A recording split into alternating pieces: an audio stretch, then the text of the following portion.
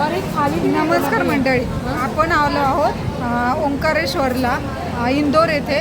तर ओंकारेश्वरचं दर्शन झालं, पण आपण आज खात आहोत दाल बाफले ही प्लेट. बघा ही प्लेट कशी असते.